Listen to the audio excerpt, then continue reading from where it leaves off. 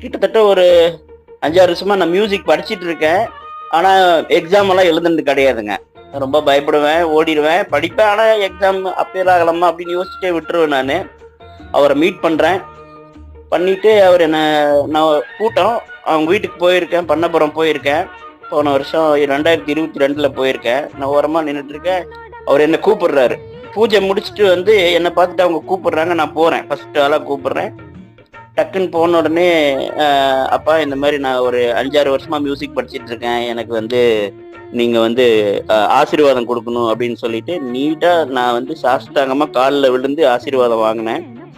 அவர் என்னை கட்டி பிடிச்சி தூக்கி விட்டு என் தோலெல்லாம் தொட்டு ரொம்ப சந்தோஷம்ப்பா, நீங்களாம் நல்லா படிக்கணும், போதுமா சந்தோஷமா அப்படின்னு கேட்டாரு.